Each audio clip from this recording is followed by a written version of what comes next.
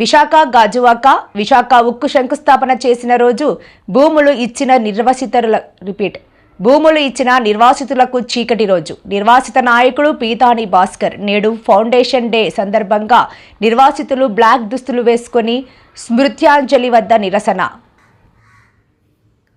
Steel plant నిర్మాణం కోసం ఇల్లు భూములు త్యాగం చేసి నేటికి న్యాయం జరగక నిరసన గలం వినిపిస్తున్నాం. మా నుంచి భూములు తీసుకుని 48 ఏళ్లు గడిచినా ఇంకా 8,500 మందికి ఉపాధి కల్పించని యాజమాన్యం, పండించుకునేందుకు భూములు లేక చేసేందుకు పని లేక మేము మా తల్లులు ఇదే టౌన్షిప్లో కూలి పనులు పాచి పనులు చేసుకుంటున్నాం. పాలకులు స్టీల్ యాజమాన్యం మా గోడును వినిపించుకోకుండా మాకు అన్యాయం చేస్తున్నారు. నిర్వాసితుల సమస్య పరిష్కరించకపోతే ఉద్యమం తీవ్రతరం చేస్తాం. ఎన్నో ఏళ్లుగా మాకు న్యాయం చెయ్యండి అని ప్రార్థిస్తున్నా పట్టించుకొని కేంద్ర రాష్ట్ర ప్రభుత్వాలు మా న్యాయమైన కోరికను ఎప్పటికైనా తీర్చండి లేదా మా భూములు మాకు ఇవ్వండి. స్టీల్ ప్లాంట్ 32 మంది అమర వీరులకు, స్టీల్ ప్లాంట్ 32 మంది అమర వీరులకు, అమర వీరులకు. నమస్కారం అండి. ఏదైతే ఈరోజు స్టీల్ ప్లాంట్ ఫౌండేషన్ డే సందర్భంగా మరి స్టీల్ ప్లాంట్కి భూములు ఇచ్చిన నిర్వాసితులైన మేము నేటికి 48 సంవత్సరాలు అయినప్పటికీ ఇంకా పరిష్కారం జరగక 8,500 మంది నిర్వాసితులు ఎదురు చూస్తున్నాం. మరి అందులో భాగంగా మరి ప్రతి ఏటా ఫౌండేషన్ డే రోజు మరి స్టీల్ ప్లాంట్ యాజమాన్యం కానీ, స్టీల్ ప్లాంట్ అధికారులు కానీ, ఇక్కడ ప్రజాప్రతినిధులు కానీ స్టీల్ ప్లాంట్ నుండి వచ్చే నిధులతో సంబరాలు చేసుకుంటున్నారు ప్రతి సంవత్సరం. కానీ ఈ స్టీల్ ప్లాంట్కి భూములు ఇచ్చిన రైతులు మాత్రం మేము గత 8-10 సంవత్సరాలు పెట్టి మాకు బ్లాక్ డేగా మేము ప్రకటించుకొని మేము ఈ రోజున స్టీల్ ప్లాంట్ ఫౌండేషన్ డే రోజున మరి అలాగా నల్ల చొక్కాలు వేసుకొని బ్లాక్ డేగా మేము ప్రకటించడం జరుగుతుంది.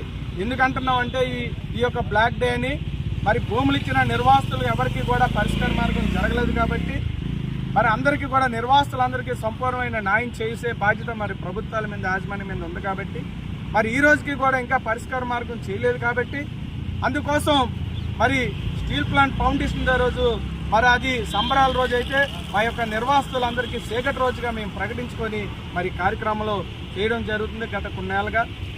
మరి ఇప్పటికైనా కేంద్ర రాష్ట్ర ప్రభుత్వాలు కానీ, యాజమాన్యం కానీ స్పందించకపోతే ఈ బ్లాక్ డేని మరి భవిష్యత్తులో ఈ స్టీల్ ప్లాంట్ మీద కానీ, ఈ ప్రజాప్రతినిధులు కానీ, రాజకీయ నాయక పార్టీల మీద కానీ తీసుకొచ్చే పరిస్థితి ఏర్పడుతుంది.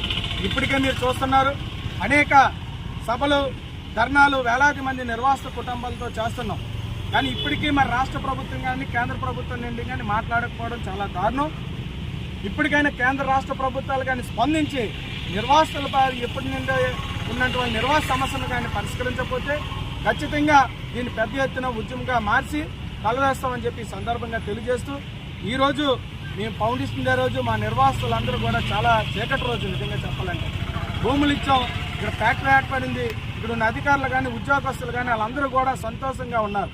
కానీ భూములు ఇచ్చిన నిర్వాసితులు ఈరోజు ఇదే ఫ్యాక్టరీలో మేము మా తల్లులు మేము అందరూ పాస్ పనులు చేసుకుని బతుకున్నాం.